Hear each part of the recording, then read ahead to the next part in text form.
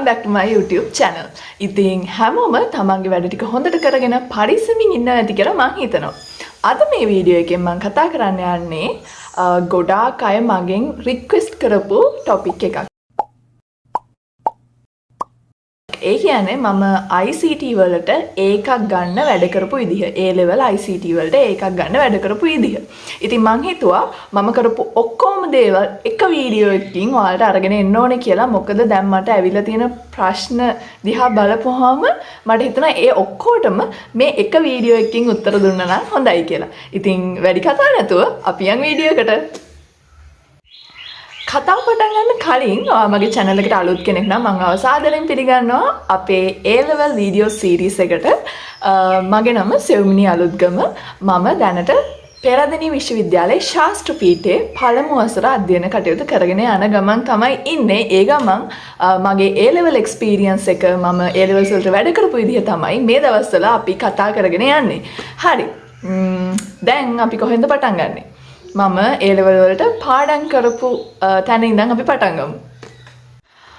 මුලින්ම මම කියන්න ඕනේ මම A level ICT තෝරගන්න හේතුව මම O levels වලටත් ICT කරලා තිබ්බා. ඉතින් මට හිතුණා A levels වලටත් මම මේ subject එක කරොත් හොඳයි. මොකද ICT වලට ලොකු ECT score එකක් තියෙනවා. විශේෂයෙන්ම ඔයා English medium වලින් ICT කරනවා නම් ඒ වාසිය ඔයාට තව දුරටත් වැඩිපුර ලැබෙන්න තියෙන chance එක වැඩි.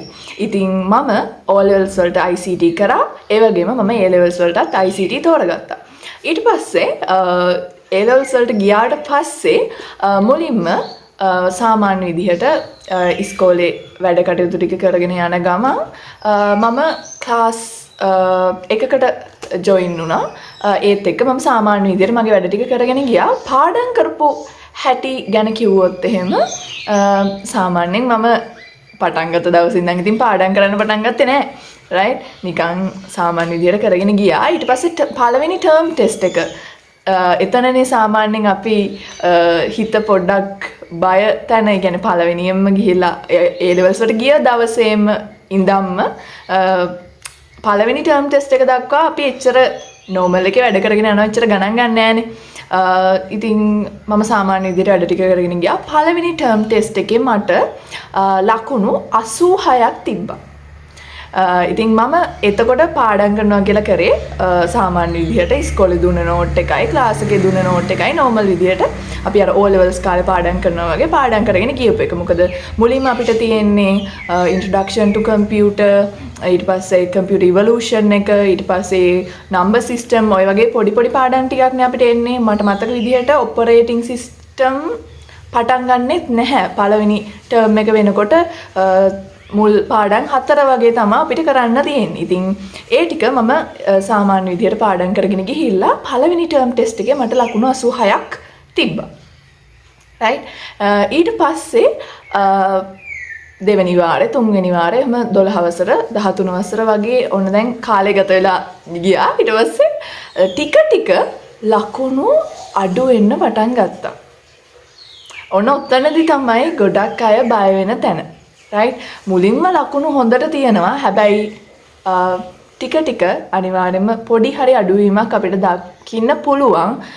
හිතනවා 90 ගානකින් පටන් ගත්තා නම් 80 ගණන් වගේවත් අඩුවීමක්, පොඩි හරි අඩුවීමක් පුළුවන් දකින්න. අපි සාමාන්‍ය විදිහට නම් වැඩ කරගෙන යන්නේ.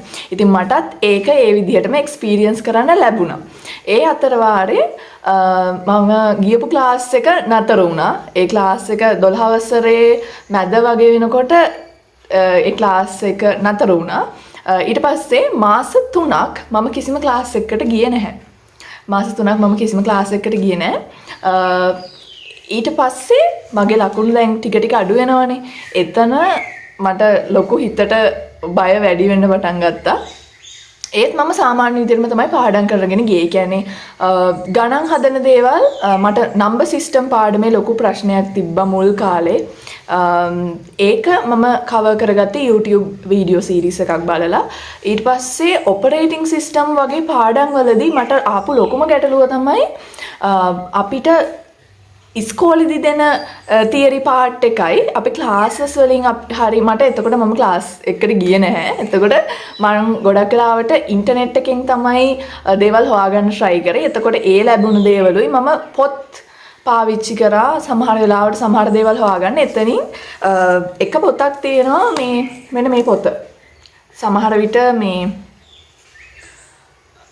ඔයාලා දැනටමත් මේක දන්නවත් ඇති දැකලත් ඇති මේ පොත. මේක grade 12 වලටයි 13 වලටයි දෙකටම තියෙනවා. ඉතින් මේ පොත මම සමහර වෙලාවට පාවිච්චි කරා සමහර වෙලාවට මේ ගොඩක් වෙලාවට පාවිච්චි කරා. මොකද මේ මට එතකොට කිසිම අයිඩියා එකක් නැහැනේ. දැන් තියරි දැන් මම ටර්ම් ටෙස්ට් එකට එක්සැම්පල් එකක් කියන්න මම ටක් ගාලා මේ ටර්ම් ටෙස්ට් එකට ගියාට පස්සේ ලකුණු දැන් අඩු වෙනවනේ. හරිද? ඒ අඩු වුණාට පස්සේ මම පේපර් එක ආපහු අරන් බලනකොට සමහර තියරි පාර්ට්ස් මම දන්නේම නැහැ. ඒ කියන්නේ ඒවා ඉස්කෝලෙන්වත් ක්ලාස් එකක් මට කොහොමවත් තිබ්බේ නැහැ. එතකොට මට කවර් වෙලාම නැහැ. එතකොට මේ පොතෙන් සමහර දේවල් මට ගොඩක් දුරට පැහැදිලි කරගන්න පුළුවන් වුණා. මට ලකුණු අඩු වුණාට පස්සේ තමයි මේක මට හම්බුනේ. මම හොයාගත්තේ මේක. ඊට පස්සේ ඒත් දැන් සමහර පාඩම් දැන් ටික ටික හරි right operating system ඊට පස්සේ networking ඊළඟ ලොකුම අපිට තියෙන ලොකුම අභියෝගේ මට නම් A level කාලේ තිබ්බ ලොකුම අභියෝගේ networking lesson එක ඒකේ subnetting part එක එහෙම ඇත්තරම එක පාරකින් තේරෙන්නේ නැහැ මට නම් ගොඩක් කල් ගියා ඒක තේරුම් ගන්න කොහොම හරි මට පුළුවන් වුණා මම පස්සේ කාලෙක ජොයින් වෙච්ච ක්ලාසස් වලින් ඒ ටික සම්පූර්ණ කරගන්න ක්ලාසස් ගැන කතා කරද්දී අපි ඒ ගැන වෙනම කතා කරමු. කොහොම හරි පාඩම් කරනකොට මම පාවිච්චි කරපු දේවල් තමයි short notes. මුලින්ම ඔයාලට තියෙන්න ඕනේ හොඳ note set එකක්. ඒ හොඳ note set එකක් කියලා මම කියන්නේ හැමදේම තියෙන note set එකක්. ඒක කියන්නේ අපිට note එකක් බලපුවම සාමාන්‍යයෙන් තේරෙනවනේ. ඔයා දැන් පළවෙනි පාඩම් ගැන නම් මම එච්චරම අවධානය දෙන්න යන්නේ නැහැ මෙතෙන්දී. පළවෙනි පාඩම් වලට උනත් ඔයාට ගැළපෙන නෝට් එකක් හොයාගන්න. ඒක ක්ලාස් එක වෙන්න පුළුවන් නැත්නම් ඔයා හදාගත් එකක් වෙන්න පුළුවන් නැත්නම් ඉස්කෝලේ දුන්න එකක් වෙන්නත් පුළුවන්. ඔයා පළවෙනි පාඩම නම් ඒ පළවෙනි පාඩමට දාලා ඔයා හොයාගන්න ඔක්කොම නෝට් එකතු කරලා එක්ක ස්ටෙප්ලර් කරලා නැත්නම් මොකක් හරි පින් එකක් ගහලා හරි ඒ නෝට් සෙට් එක එකතු කරලා තියාගන්න. මේ පළවෙනි පාඩමේ මම මේ නෝට් සෙට් එක. දෙවෙනි පාඩමට මම පාඩම් කරන්නේ මේ ටික කියලා තියාගන්න. එතකොට ඔයා හැම ටර්ම් ටෙස්ට් එකකටම ආය බලන්නේ එකම නෝට් සෙට් එකක්. ඔයාගේ ඔළුව හැම වෙලේම එක එක තැන්වල දුවන්න දෙන්න එපා. මට නම් පාඩම් කරනකොට අර හොය පාඩම් කරනවට වඩා හැමදේම එකතු කරලා එකට තියාගත්තාම මට හරි ලේසි. මම නිතරම එකතු කරපු නෝට් සෙට් එකක් පාවිච්චි කරා. ඒ කියන්නේ දැන් පොතක් වුණත් ඒ පොතෙත් ඔයාලට පුළුවන් ඒ කොටස් වෙන් කරලා තියාගන්න. ඔයාලට පේනවා ඇති මේ පේනවද දන්නේ මේ මම මේ කාලේ කරපු දේවල් මේ ඒ එක ලෙසන් එක මට ඒ අවශ්‍ය තැන මේ මාක් කරගන්න මම මෙහෙම මේ ඒක මාක් කරලා තියෙනවා. රයිට් ඒව අදටත් තියෙනවා ඒ විදිහටම. එතකොට පාඩම් කරපු විදිහ ගැන මේ තව දෙයක් කියනවනම් short notes සමහර වෙලාවට ෂෝට් නෝට්ස් කියන ඒවා මම කොළ අරගෙන වෙනම හැදුවා. නැත්තම් පාඩම් කරන පොතේම ඔයාලට පුළුවන් මේ විදිහට ඒ කියන්නේ මෙහෙම පොඩි නෝට්ස් වගේ මේ වගේ දේවල් දාගන්න. ඒ කියන්නේ ස්ටිකි නෝට් එකක් අරගෙන මෙහෙම අලවන්න. එහෙමත් නැත්තම් මෙන්න මේ විදිහට මම මේ අලවලා තිබ්බේ මේක දැන් ගැලවුනේ.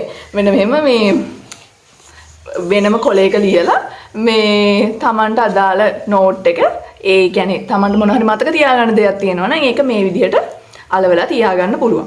right? ඊට අමතරව දැන් මේ මම තව කරපු දේවල් තියෙනවා. පාඩම් කරගෙන යනකොට මම ගොඩක් වෙලාවට විශේෂම දේවල් ඒ කියන්නේ මේ විදිහට ඉරි ගහලා ඒ කියන්නේ වැදගත් දෙයක් තියෙනවා නම් මම ඉරක් ගහගෙන යනවා.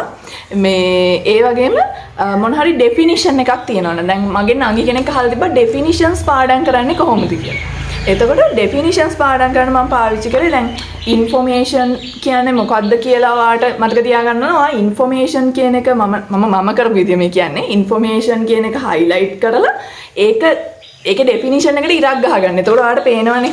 ඔයා මේ මෙතඩ් එක දිගටම ෆලෝ කරනවා නම් එතකොට පොත පෙරලපු ගමන් ඔයා දන්නවා මේ ඩෙෆිනිෂන් එකක් තමයි. කියන්නේ මෙහිම වචනයක් highlight කරලා ඉරි ගහලා තියෙනවා නම් ඒ කියන්නේ මම මේ ඩෙෆිනිෂන් එකක් තමයි එතන ලියලා තියෙන්නේ. right? එතකොට ඉන්ෆෝමේෂන් කියන්නේ මොකක්ද කියලා ඒකේ මීනින් එක ඔයා මේ විදිහට යටින් ඉරි ගහලා තියෙනවා. right? ඒක ඉතින් මම ගොඩක් වෙලාවට ඩෙෆිනිෂන්ස් පාඩම් කරේ කට පාඩම් කරලා. ඒ කියන්නේ නැවත නැවත ආයෙ මටම ඇහෙන මම ඒවා කියවනවා. ඒ විදිහට තමයි මම ඩෙෆිනිෂන්ස් පාඩම් කරේ. right? ඊට පස්සේ තව පොඩි දෙයක් කියන්න. දැන් හිතන්නකෝ මේ වගේ ලොකු නෝට් එකක් ඔයා කියවනවා. right? මේක ඕනම දෙයකට ඔයාලට ඇප්ලයි කරගන්න පුළුවන්. මේ වගේ ලොකු නෝට් එකක් ඔයා කියවනවා. මේ ලොකු නෝට් එකේ තියෙන දේ පොඩිවට. ඒ කියන්නේ මේ දියන දේ ඔයාට මෙමරයිස් කරන්න ලේසි වෙන්න ඒ ටොපික් එක මේ විදිහට ලියලා ඒකේ තියෙන සබ් ටොපික් ටික පල්ලෙහාට මේ විදිහට දාගන්න පුළුවන්. ඒ කියන්නේ පොත ආය රිවයිස් කරගෙන යනකොට ටක් ටක් ගාලා දැන් ඇත්තටම මෙතන තියෙන මේ characteristics of information නේ. එතකොට ඒකේ මෙච්චර මේ ලොකු හැලි පාඩම් කරන දෙයක් නැහැ නේ. ඔයාලට නිකන් characteristics ටික ගැන පොඩි idea එකකුයි. ඒව මොනවද කියන දේ ගැනයි තේරුමක් තිබ්බහම ඇතිනේ. ඉතින් ඒ වෙලාවට මේ විදිහට පොඩි ඒ වෙලාවට මම පාවිච්චි කරපු ටිප් එකක් තමයි මේ තියෙන්නේ. right? ඊට පස්සේ විශේෂ දේවල් වලට මම තරු එහෙම අලවලා තියෙනවා. ඒ කියන්නේ ඒක ස්පෙෂල් මම හරි මතක තියාගන්න ඕන දෙයක්. දැන් මෙතන the golden rule of information කිව්වම මේ ඒකට සිංහලෙන් කියන වචන නම් මම දන්නේ මේ ඒක ඔයාලට මතක තියාගන්න ඕන නම් ඒක විශේෂයි නම් ඔයාලට පුළුවන් මේ විදිහට මොකක් හරි මාක් එකක් දාලා තියාගන්න. ඊට පස්සේ මේ තියෙන්නේ මම තව අර කිව්ව විදිහට මේ පොඩි නෝට් එකක් සයිඩ් නෝට්ස් අලවලා තියෙන විදිහ ඔය විදිහට තමයි මම පාඩම් කරේ. තව දෙයක් මම මේ ඔයාලට මේ පොඩ්ඩක් පෙන්නන්නේ ඔයාලට පොඩි හරි අයිඩියා එකක් ගන්න. ඒ කියන්නේ පාඩම් කරන්න තේරෙන්නෙම නැත්තම් පොඩි හරි අයිඩියා එකක් ගන්න. right? ඊට පස්සේ දැන් මෙතන මම ලියලා තියෙන්නේ software අපිට classify කරන්න පුළුවන් විදිහ.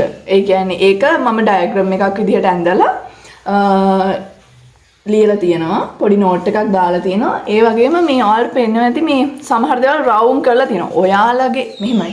පාඩම් කරනකොට ඒ පොත ඔයාගෙන මුලින්ම මේක තේරුම් ගන්න. නෝට් එක හරි ටියුට් එක හරි ඒක ඔයාගේ. ඒක බලන්නේ ඔයා. එතකොට ඒක තේරුම් ගන්න පුළුවන් වෙන්න ඕනේ ඔයාට විතරයි.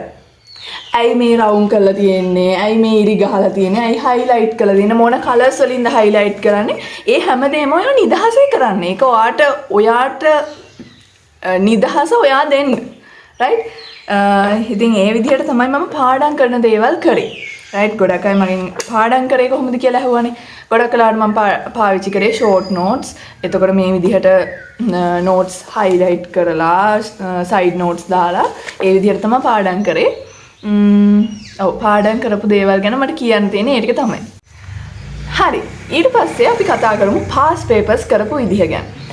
past papers කරනකොට මම සාමාන්‍යයෙන් 2000 මට මතක විදිහට 17 ඉඳන් 2021 දක්වා විතර කරා. ඔව් නෑ 16 මං හිතන්නේ 16 17 18 19 20 21. මොකද මම විභාග ලිව්වේ 22 අවුරුද්දේ. මට මතක විදිහට මම ඒ වගේ සාමාන්‍යයෙන් අවුරුදු ප්‍රමාණයක් අරගෙන past papers ටික කරා. past papers කරනකොට ගොඩක් වෙලාවට ඔයා දැන් මම නම් කරන්නේ past paper එකක් කරනවා. දැන් 16 අවුරුද්දක කියනකො 2016 past paper එක කරලා මාසයක් විතර ගිහිල්ලා නෙමෙයි 2017 paper එක කරන්නේ. right? මේක දැන් සමහර නංගි කෙනෙක් මල්ලි කෙනෙක් ඉන්න පුළුවන්. එයාලා තාම 12 වසරට ආව මුල් කාලේ නම් ඔයාලට past paper එකක full past paper එකක් කොහොමත් කරන්න බෑ. මේ ඔයාට පුළුවන් MCQ ටික try කරන්න. MCQ වල ඔයාලට අදාළ දැන් කරලා තියෙන පාඩම් 3-4 වෙන්න පුළුවන්. මුල් පාඩම් 3-4 වෙන්න පුළුවන්. එතකොට සාමාන්‍යයෙන් MCQ paper එකේ මුල කොටසේ ගොඩක් වෙලාවට මුල් කොටසෙන් අහලා තියෙන මේ පාඩම් ගැන. එතකොට ඔයාලට පුළුවන් ඒ ටික විතරක්වත් අර අවුරුදු ගානේ කරලා ඉවර කරන්න. එක රවුන්ඩ් එකක් කරා කියලා මුකුත් වෙන්නේ නැහැ. මුකුත් මේ ඔයාලා මුකුත් පාඩුවක් එහෙම වෙන්නේ නැහැ. එහෙම කරා කියලා. ඒ නිසා ඒක කරලා බලන්න. right? තව දෙයක් තමයි පාඩමින් පාඩමට පාස් පේපර්ස් කරන්න පුළුවන් නම්. ඒක නම් මම ගොඩක් වෙලාවට අපේ ඉස්කෝලේ ටීචර් තමයි ගොඩක් වෙලාවට ඒක ගොඩක් අපිට එන්කරේජ් කරේ. ගොඩක් Python පාඩමට එහෙම ඒ කියන්නේ programming lesson එක තියෙනවනේ ඔයාලට Python ඉගෙන ගන්න තියෙනවනේ. අන්න ඒ lesson එකට එහෙම ඒ එක අවුරුද්දේ එක පාස් පේපර් එකේ ඒ ප්‍රෝග්‍රෑමින් ලෙසන් එකෙන් තියෙන ප්‍රශ්න ටික විතරක් කරන් මේ ටික කරන්න කියලා දුන්නාම අපි ඒවා ටික ඒ කාලෙට කරා. ඒ කියන්නේ මම ඒ කාලේ ගොඩක් වෙලාවට අපිට ඔන්ලයින් තිබ්බේ ඒ කාලේ ඉස්කෝලේ අපිට කොරෝනාත් එක්ක. එතකොට මම මේ ඒ ටික ඒ විදිහට කරගෙන ගියා. right? full pass papers කරන්න පටන් ගන්නවා නම් 12 වසර අන්තිම වගේ වෙනකොට ඔයාලට ගොඩාක් දුරට කරගන්න පුළුවන්. 13 වසරේ මුල වගේ එනකොට සාමාන්‍ය ප්‍රමාණයක් කරගන්න පුළුවන්. ඔයා දැන් මේ අවුරුද්දේ අපේ 2025 සෙට් එකේ එක්කෙනෙක් නම් දැන් නම් ඔයා බරපතල ලෙස පාස් පේපර්ස් වලටම අවධානය යොමු කරන්න ඕනේ කියලා මම කියනවා. මොකද ඒ එන පැටර්න් එක ගොඩක් දුරට සමානයි. එන පැටර්න් එක ගොඩක් දුරට සමානයි. එතකොට ඔයා අර කරගෙන යනකොට දැන් අපිට වෙච්ච දේ මම කියන්නේ 2000 මම ලිව්වේ 23 විභාගේ sorry 23 ජනවාරි right 22 බැච් එක උනාට 23 ජනවාරි ලිව්වේ. මේ එතකොට දැන් 22 පේපර් එක අපේ පේපර් එක කලින් අවුරුද්දට ගොඩාක් සමානයි. MCQ එහෙම අර තිබ්බ ඒ රටාවටමයි අහලා තිබ්බේ. එතකොට අර පේපර් එක කරලා ගිය කෙනෙක්ට මට ඒ වාසිය ගොඩක් දැනුණා ඒ වෙලාවේ. මම අර කලින් අවුරුද්දේ පේපර් එක දෙපාරක් තුන්පාරක් මං හිතන්නේ ඔව් MCQ එක නම් මම වැඩිපුර කරා. මොකද මට MCQ ලකුණු අඩු වෙන ප්‍රශ්නයක් තිබ්බ නිසා මම MCQ වැඩිපුර කරා. ඒක මට ගොඩාක් වාසියක් වුණා A level පේපර් එකේදී. ඉතින් පාස් පේපර්ස් කරනවා නම් එක දිගට කරන්න බලන්න. මුල් අදීර ඉන්න කෙනෙක් නම් ඔයා 12 වසරට අලුතෙන් ආපු නාංගි කෙනෙක් මල්ලි කෙනෙක් නම් පාඩමින් පාඩමට වගේ කරන්න බලන්න. දැන් 2025 අවුරුද්ද විභාග ලියන්න ඉන්න කෙනෙක් නම් ඔයා දැන් full pass papers කරන්න පටන් ගන්න. ඒ කියන්නේ ඒක දවසින් දවසට බෙදාගෙන ඔයා එකල ඒ පේපර් එක ඇනලයිස් කරන්න බලන්න පුළුවන් නම්. දැන් ඔයාලට පේපර් එකක් ගත්තාම පේපර් එකට ආන්සර් කරලා ඔයාලට පුළුවන් උත්තර ටික බලාගෙන යන්න. ඒ බලලා ඔයා පුළුවන් නම් ඒක ඇනලයිස් කරන්න බලන්න. දැන් ඔයාට MCQ එකක් වැරදුනොත් ඒක වැරදුනේ ඇයි? හරි උත්තරේ මොකද්ද? අනිත් උත්තර වැරදි වෙන්න හේතුව මොකද්ද කියලා චුට්ටක් හොයලා බලන්න. right මම MCQ වලට ලකුණු වැඩි කරගත්ත විදිය වෙනම වීඩියෝ එකකින් අරන් එන්නම්. අදට පාස් පේපර්ස් ගැන මේ ටික තමයි මට කියන්න තියෙන්නේ. පාස් පේපර්ස් කරන එක ගොඩාක් වැදගත්. ඒකට යන්න. හරි. ඊට පස්සේ මට හිතුණා මම A levels කාලේ මම කියවනේ මට සමහර කාලවල ක්ලාසස් යන්න බැරි වුණා කියලා. ඒ කාලේ මම ෆලෝ කරපු YouTube channels ඒ වගේම සර්ලා YouTube කරන සර්ලා යාළගේ ක්ලාසස් මේ දේවල් ගැන පොඩි හරි දෙයක් ඔයාලට කියන්න ඕනේ කියලා. මොකද මම දන්නවා හැමෝටම ක්ලාස් යන්න සල්ලි නැහැ. සමහර අය ඇති මෙතන YouTube එකෙන්ම බලලා දේවල් ඉගෙන ගන්න ළමයි ඇති. ඇත්තටම පුළුවන්. හිතනවා සෙකන්ඩ් ෂයි වගේ කරන කෙනෙක් එහෙම නැත්නම් ඔයාලට ක්ලාසස් යන්න සල්ලි නැහැ. ඒ වගේ නම් අද වෙනකොට ඔයාට උනන්දුව තියෙනවා නම් ඔයාට පුළුවන් අනිවාර්යෙන්ම මේ තියෙන රිසෝසස් වලින් උපරිම ප්‍රයෝජන ගන්න. ඉතින් මම විශේෂයෙන් මතක් කරන්න ඕනේ ඔයාලට මම ඇත්තටම මම පෞද්ගලිකව පාඩම් ගොඩක් බැලුවා. A level ICT කියලා YouTube channel එකක් තියෙනවා. මම මෙතනින් දාන්නම්. ඉසුරු ගයාශාන් සර්ගේ එයාගේ YouTube channel එකේ මම ගොඩාක් lessons බැලුවා. ඒ කාලේ number system පාඩම. ඒ වගේම logic gates පාඩම. ඒ දෙක සුපිරියටම කරලා දෙනවා. right? ඒ පුදුම ඒ කියන්නේ පුදුම හැකියාවක් ඒක මම ඇත්තටම කියන්න ඕනේ. ඒ කියන්නේ මට 12 වසරේ මුල සමහර වෙලාවට තේරුණ නැති දේවල් මම මේ වීඩියෝස් බලනකොට මට මාරම විදිහට තේරුණා. ඒ වගේම ඩේටාබේස් පාඩම මම ටර්ම් ටෙස්ට් එකක් හෙට කියලා තිබිලා මම මුළු වීඩියෝ සීරීස් එකම බැලුවා.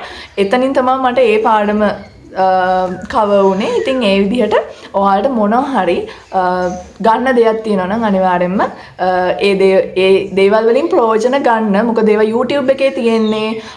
ඒසලා කිසිම වාසියක් බලාපොරොත්තු වෙන්නේ නැතුව ඔයාලට නොමිලේ අවස්ථාව හදලා දීලා තියෙන්නේ ඔයාලට ප්‍රයෝජන ගන්න. ඒ වගේම මම අන්තිම කාලේ ක්ලාසස් ගියේ ජූඩ් කතුරුසිංහ සර්ගේ YouTube channel එකත් මම මෙතනින් දාන්න. සර් ඇත්තටම අන්තිම කාලේ වෙනකොට බූස්ට් අප් කැම්ප් එක කියලා එකක් ඒ කාලේ කරා. මම දන්නේ දැන් නම් ඒක මොන නමින්ද යන්නේ කියලා. ඒකටත් මම සම්බන්ධ වුණා. ඒකෙන් තමයි මගේ රිසල්ට් එක B එකක ඉඳලා A එකක් දක්වා ආවේ.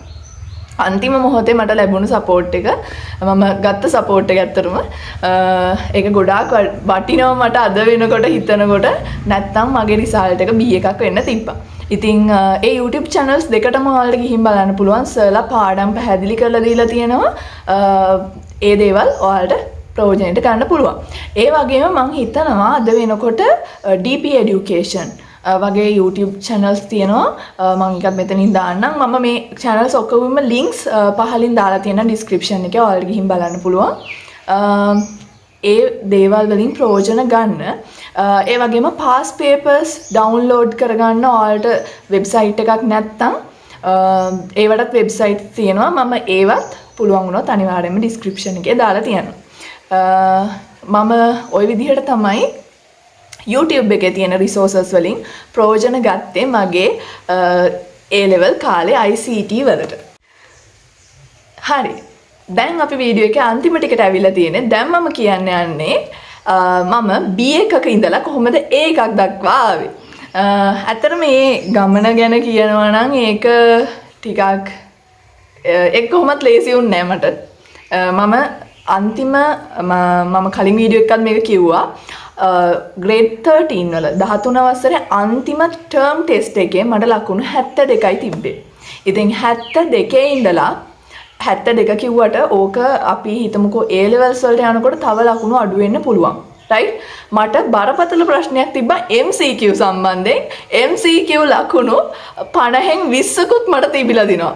මම හිතන්නේ දෙපාරක් විතර තිබිලා දිනවා. 50න් 20යි. ඒ කියන්නේ ප්‍රශ්න 30ක්ම වැරදි. 30ක්ම නැහැ. ඉතින් ඒ වගේ තත්ත්වයක් තියාගෙන A levels වලට යන්න මට ලොකු බයක් තිබ්බා. දැන් මට කරගන්න දෙයක්වත් නැහැ. දැන් ඉස්කෝලේ ඉවරයි. ඉස්කෝලේ ටර්ම් ටෙස්ට් එක තිබිලා ඔක්කොම ඉවරයි. ඊට පස්සේ මම අම්මට කිව්වා මෙහෙමයි මට මේ ප්‍රශ්නයක් තියෙනවා. මේක මට විසඳ ගන්න ඕනේ. මේකට විසඳුමක් මට ඕනේ. කොහොම හරි මේක කරේ නැත්නම් අනිවාර්යෙන්ම මට B එකක්ම තමයි එන්නේ. ඒ හින්දා මට කොහොම හරි මේක ඒකක් දක්වා ගෙනියන්නම ඕනේ කියලා. ඊට පස්සේ තමයි මට ජූඩ් සර්ගේ ක්ලාස් එක හම්බුනේ YouTube එකෙන්. මම YouTube එකේ තමයි සර්ගේ වීඩියෝ එකක් මුලින්ම දැක්කේ. එතකොට ඊට කලින් මම දැකලා තිබ්බේ නෑ. right? ඊට පස්සේ සර් කොහොම හරි බූස්ට් අප් කැම්ප් එකක් ගැන තමයි ඒ වීඩියෝ එක තිබ්බේ. මම ගිහින් බැලුවා. බැලුවට පස්සේ සර් සාමාන්‍යයෙන් පේප් එක ඒ කියන්නේ මේ අවුරුද්දේ මෙහෙමනම් ඊළඟ අවුරුද්දේ මේ විදිහට පේප් එක එන්නේ කියලා ඒක අපිට ප්‍රෙඩික්ෂන් එකක් දෙනවා. පේප් එක මේ විදිහට තමයි එන්නේ කියලා. ඔයාලට කියන්න ළමයි ඒ කොහොම මන් දන්නේ සර් කොහොම ඒ කියන්නේ අවුරුදු ගානක එක්ස්පීරියන්ස් එක නිසා වෙන්නේ නැති සර් කොහොමද එහෙම කියන්නේ කියලා සර් කිව්ව විදිහටම අපේ පේප් එක ඇවිල්ලා තිබ්බා. මම මේ සර් ප්‍රොමෝට් කරනව නෙවෙයි මට ඒක ගැන තියෙන ළමයි ඒක හිතා ගන්න අමාරුයි. ඒ කියන්නේ ඒ වෙලාවේ මම ඒ තීරණය ගත්තේ නැත්තම් මගේ රිසල්ට් එක සම්පූර්ණයෙන් වෙනස් වෙන්න තිබ්බා. මම යුනිවර්සිටි සිලෙක්ට් වෙන එක සම්පූර්ණයෙන් වෙනස් වෙන්න තිබ්බා. මම සමහර විට පේරා එන්න නැතුව වෙන කොහරි කැම්පස් එකකට මට යන්න වෙන්න තිබ්බා. ඒ රිසල්ට් එක වෙනස් වුණා නම් ඉතින් මම හරිම ග්‍රේට්ෆුල්. මම හරිම තෑන්ක්ස් කරනවා සර්ට. ඒ ළමයින්ට දෙන සපෝට් එකට මම කොහමද සර් ක්ලාස් ගියේ එක මාසයක් විතර අන්තිම මාසේ ගිහිල්ලා මම කොහමද MCQ ටික ගොඩ දාගෙන MCQ මම වැඩිපුර කරන්න පටන් ගත්තා. ඊට පස්සේ මට නොතේරුණු පාඩම් ඒ දේවල් කවර් කරගන්න පටන් ගත්තා. ඉතින් කොහොම හරි ෆයිනලි මට ඒකක් ආවා. ICT වලට මම ඒකක් ගත්තා. ගොඩාක් නංගිලා මල්ලිලා මගෙන් ක්ලාසස් ගැන අහන නිසාම තමයි මම මේ කොටස මේ වීඩියෝ එකට ඉන්ක්ලූඩ් කරේ. එහෙම නැතුව සර් මට විශේෂයෙන් මේක ප්‍රොමෝට් කරන්න කියලා බාර දීලවත් එහෙම එකක් නෙමෙයි. සමහරට සර් මාව දන්නේවත් නැතුව ඇති. මම කියන්නේ මම ඔන්ලයින් ක්ලාස් එකට ජොයින් වුණේ. එතකොට අපි දන්නේ නැහැ සර් අපිව දන්නේ නැහැ. සර් රට පුරාම ඉන්න ළමයිට උගන්වනවා. ඒ වුණාට එදා මට ලැබුණු ඒ සපෝට් එකට මං මාරම විදිහට ග්‍රේට්ෆුල්. ඉතින් ඔන්න ඔය දේවල් ටික තමයි මට ක්ලාසස් ගැන කියන්න තියෙන්නේ. ඒ විදිහට තමයි මගේ රිසල්ට් එක B එකක ඉඳලා A එකක් දක්වා වෙනස් වුණේ. විශේෂයෙන්ම කියන්න ඕනේ A level ICT paper එකේ මට MCQ වලට 50න් 43ක් තිබ්බා. ඉතින් 50න් 20 ඉඳලා 50න් 43 දක්වා එන්න මම හිතනවා මම ගත්ත තීරණ මම කරපු කැපවීම උත්සාහය හැම දෙයකටම මට ප්‍රතිඵල හම්බුණා කියලා. ඉතින් මං හිතනවා අද මේ වීඩියෝ එක ඔයාලට ගොඩාක් වැදගත් වෙන්න ඇති කියලා. වීඩියෝ එක වැදගත් වුණා නම් අනිවාර්යෙන් පල්ලෙහෙන් කමෙන්ට් එකක් දාන්න. යාළුවන්ටත් මේක ෂෙයා කරනවා නම් ෂෙයා කරන්න. ඒක ගොඩාක් ලොකු උදව්වක් වෙයි. මොන හරි දෙයක් මේකෙන් ඉගෙන ගන්න තියෙනවා නම් එයාලට ඒක ලොකු සපෝට් එකක් වෙයි. ඉතින් ගිහින් එන්නම් තවත් වැදගත් වීඩියෝ එකකින් හම්බෙනකන් හැමෝම පරිස්සමින් ඉන්න. මතක් කරලා අපේ පේරලවර්ස් ගෲප් එක තියෙනවා. ඒක පැත්තටත් ඇවිල්ලා යන්න ජොයින් වෙන්න. ඉතින් ගිහින් එන්නම් හැමෝටම බයි.